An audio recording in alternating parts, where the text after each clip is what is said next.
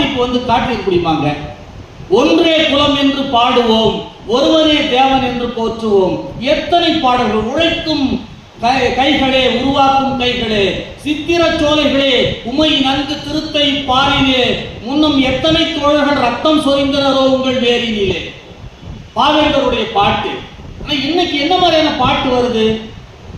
ஒன்று கூட மனதிலே நிற்கவில்லை, ஒன்று கூட மனதிலே நிற்கவில்லை. அது காற்றுல கலந்து ஒரு இரைச்சலாக மாறி போயிருக்கிறது.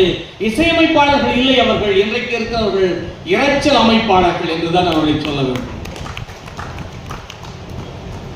இவர்களை நாம் நெறிப்படுத்த வேண்டும் என்று சொன்னால் நடந்த சம்பவங்களுக்கு உண்மையிலேயே அரசு பொறுப்பல்ல, அல்லது அந்த தலைவர் என்று நினைத்துக் கொண்டிருக்கிறவரும் பொறுப்பல்ல. குற்றவாளிகள் மக்கள் தான். இளம் பிஞ்சுகளை தூக்கி கொண்டாக்க சென்று சின்ன வயதில் இருக்கக்கூடிய இளைஞர்கள் அங்க போய் நின்று என்னத்தை வந்து சாதித்து விட போகிறார். அப்ப இவ எங்கு பிழை இருக்கிறது என்று சொன்னால் அங்கேதான் பிழை இருக்கிறது. ஒவ்வொரு குடும்பத்திலும் வீட்டிலும் நாம் குழந்தைகளிடம் பேச வேண்டியதாக இருக்கிறது.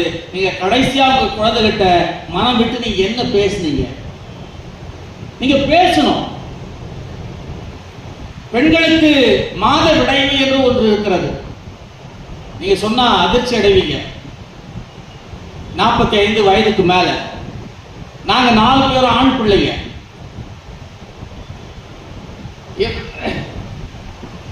என்னுடைய அம்மா அதை பற்றி என்னிடம் பேசினார்கள், என்கிட்ட சொன்னாங்க. அப்ப தடையின்றி எதுவும் இல்லை. அதை நம்ம எப்படி சொல்றோம்ன்றதெல்லாம் இருக்கு, எப்படி நீங்க பிரசன்ட் பண்றீங்கன்றதெல்லாம் இருக்கு. சொற்களுக்கு ஆற்றல் அதிகம். அதனால்தான் மந்திரம் போல் வேண்டுமடா சொல்லின்பம் என்று பாரதி சொன்னார்.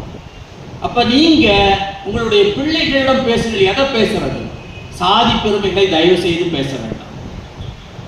உங்களுடைய குடி பெருமையை நீங்க பேசாதீங்க, உங்களுடைய மத பெருமையை பேசாதீங்க. தமிழ் அதை சொல்லி தரல. நீங்கள் பேச வேண்டியது நம்முடைய தமிழ் சிந்தனைகளை பேசுங்கள். வாழ்க்கையில் நீங்கள் எப்படி வெற்றி பெற வேண்டும் என்று பேசுங்கள். குறைந்தது ரசிகனாக அல்ல, எப்படி மனிதனாக மாற வேண்டும் என்று நீங்கள் அவர்களுக்கு கற்றுக் கொடுங்கள். இதைத்தான் நம்முடைய தமிழ் நமக்கு கற்றுக் கொடுத்திருக்கிறது. தமிழ் சமத்துவத்தை மட்டுமல்ல, மாபெரும் சிந்தனையை கொடையளித்திருக்கிறது என்று சொல்லி இந்த அற்புதமான வாய்ப்புக்கு நன்றி கூறி விடைபெறுகிறேன். வணக்கம்.